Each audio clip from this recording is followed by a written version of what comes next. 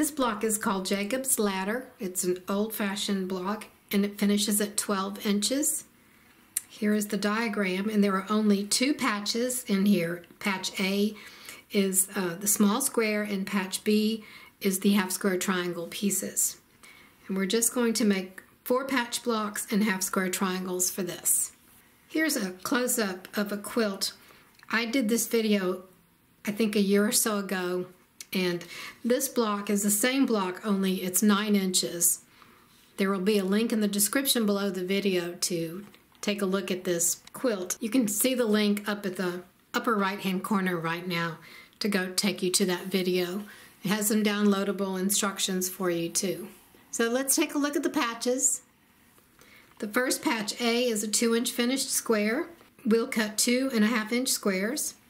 We'll need 10 patches of the dark and 10 patches of the light. If you want to do the strip piecing alternative, which I'm going to demo today, this tells you what to cut. So from each fabric, cut 1 strip at 2.5 inches times 26 inches. The second patch, B, is a half square triangle, 4-inch finished. We'll cut 4 7/8 inch squares, cut them in half once diagonally to get 2 patches. We'll need 4 patches of the light and 4 patches of the dark, which means we'll cut 2 squares and cut each one in half once diagonally for our 4 patches. Here are the AccuQuilt dies for each of these. And for the half square triangles, we're going to use the 2 at a time alternative. To do that, we're going to cut the squares the exact same size, 4 7/8 inches, but we are not going to subcut them. To put the block together, we'll just piece the 4 patches, then piece the half square triangles and put the block together. Now let's look at the fabrics. I've chosen just 2 fabrics. Here are the strips for our strip piecing. Here are the squares to make the half square triangles. There are 2 squares of each color. First, we're going to do the 4 patch units. Sew the 2 strips lengthwise, right sides together, then press the seams open. Subcut 10 segments at 2.5 inches. Take 2 segments, stitch them together to make the 4 patches. You'll make 5 of these. Now we have our 5 4-patch units, and we'll set those aside and move on to our half square triangles. We're going to piece these 2 at a time. If you want to see a short segment on how to piece half square triangles 2 at a time, stay tuned.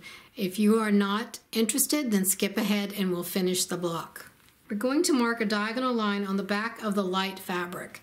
I keep this at my sewing machine along with this little ruler, so I can just mark them before I sew them. And this is a sandpaper board, and it's designed by Jen Kenwell. And I'll have a link in the description if you want to take a look at that.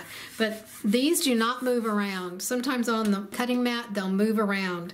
So I just put my ruler down and mark my diagonal line and then sew. And so I do this at the sewing machine. On the back side of the light fabric, we're going to draw a diagonal line, put the fabrics together, right sides together, and we're going to stitch on either side of the diagonal line.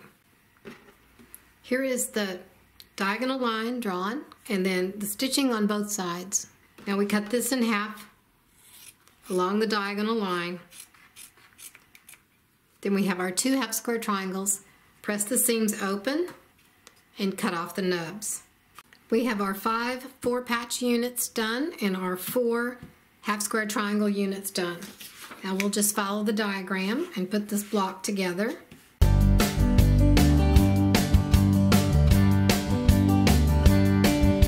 there's our block. Piece these into rows, 3 rows, and then piece the rows together.